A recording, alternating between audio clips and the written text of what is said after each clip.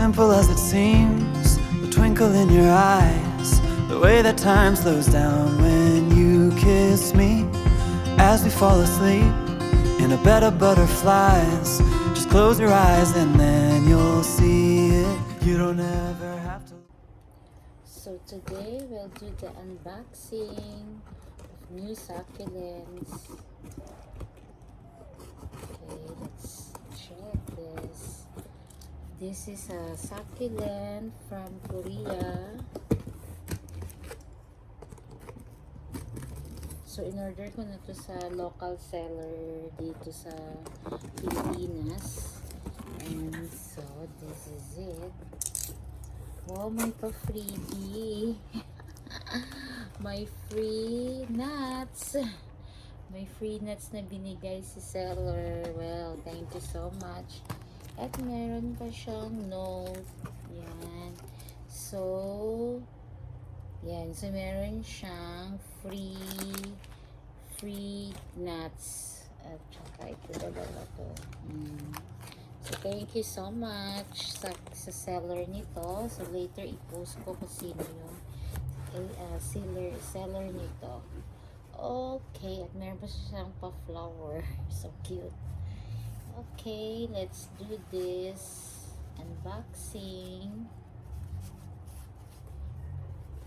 Ayan. So, kahapon to dumating. Pero hindi ko muna agad siya binuksan para makapagpahinga muna. Ayan. Wow. So pretty.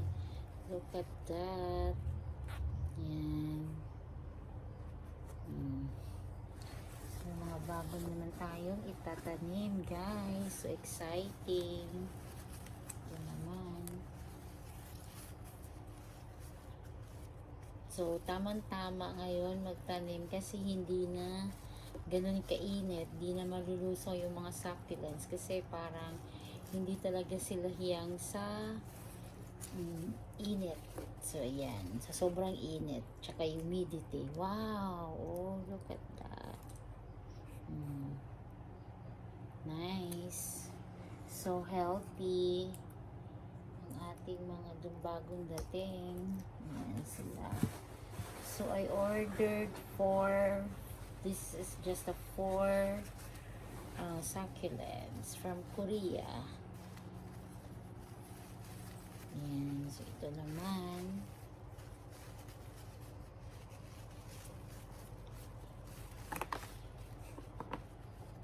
So, medyo naglaglagan.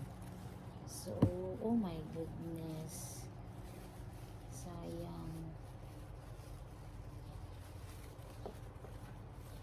Ayan. So, may mga bago naman siyang leaves. So, sana nga mapalaki ko. Kasi ang ganda nito pagka nag-all red.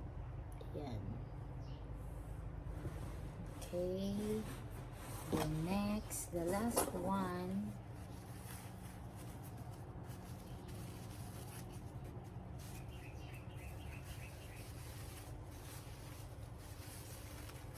Is this. So, ang ganda.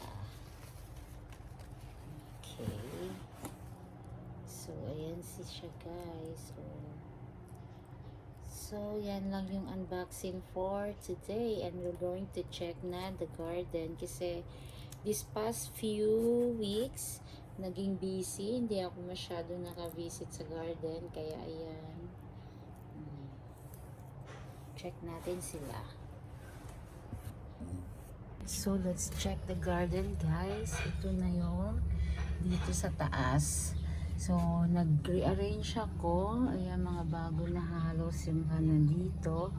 Kasi yung iba tinago. Kasi ayan, tulad na, nag-sunburn si Ame. Ayan. So, ito din. May konting sunburn. Ayan sila. Tapos yung sedum clavatum ko na tinanim ko na sa ganyan. Yung iba, nag-root rot na. So, let go na yan.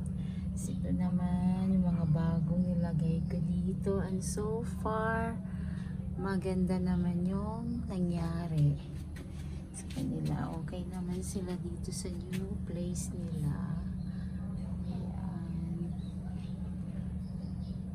Ito yung update guys. At saka nung parang sumubrang lakas ng ulan na may mga nangyaring. Ayan. So doon kasi nahampas nung mga dahon at sanga nung biglang lumakas ang hangin at ulan. So yung flapjack ko na ang ganda ay nahulog. Ito siya ngayon. So kailangan ko pa siyang iripat. Hindi ba? Ang ganda-ganda ng kulay. But no, it's still surviving. And the other campfire, ganun din. Mga tinanggal ko kaagad doon sa taas. So magre-rearrange tayo sa kanila. Kasi nga naulanan sila at nalaglag yung iba. Yan. Ayun pa oh. May nalaglag din. So, na-uproot na yan guys. Ilipat na lang yan sa ibang paso. Kasi nabasag na yung pinaglagyan sa kanya. Yan. Ito naman dito yung ating rain or shine. Ito yung Madiba. Ellen, Marine. Tsaka ang ating afterglow. Yan. So, ito naman dito. Ito yung mga may millibugs, kaya pinapaulanan ko para mawala yung millibugs nila. And so far yung iba naka-recover naman, pero yung iba talagang nanghihina. So ito hindi ko alam kung ka-survive pa to. Yan, so tingnan na lang natin the coming days kung maka-survive ba to. I think this is Pearl Von PVN. Yan. So, yan yung nangyayari ngayon dito sa garden. Namang side na to, ito yung mga grapto ko. Ayan. Tapos ito, meron akong lovely rose dyan. Today, may mga lovely rose din ako na nakasurvive nung summer heat na akala ko ay hindi makakasurvive. So yan, nayaan ko lang yan sila nung summer heat. So at least nakasurvive. Yan. So happy. Yun naman yung aking red lips na sunburn. Na sunburn yan. Yan. Ito naman yung aking mga hairy plants. Meron pa yung kasama dito. Itong hairy plants. Yan sila guys. Ito, andun din yung may isa pa. Ito si bear paws. Ayan sila. So, ito yung nangyayari dito sa ating garden na sana ay magtuloy-tuloy na ang growth kasi sa tapos na ang summer. Ito naman yung kante na ang ganda-ganda. So gusto ko ulit bumili ng bagong kante. Ayan. Diba? Ang ganda niya. The Heart Delights. Ito yung mga Heart Delights ko guys. Ayan. Tapos ito yung Jocelyn. Yes. Yan sila. Pinagsama ko. Okay. So maglilinis tayo ngayon at magdidilig ng plants. Ito sila.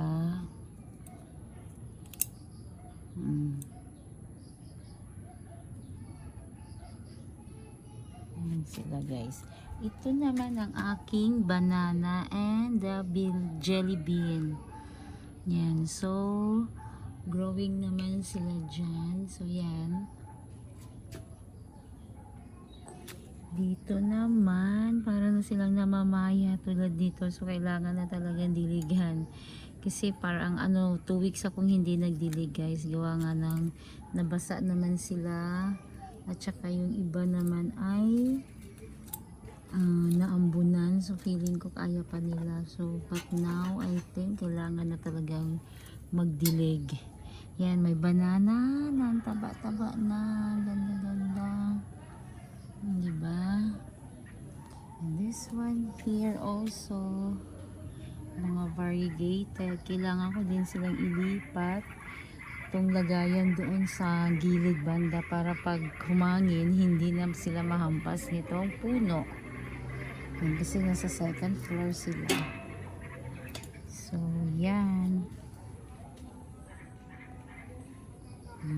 Ito naman yung variegated, I don't know, jade ba to? Pero ang ganda, diba? Yan. Ito suyo na hindi pa ganun kalaki.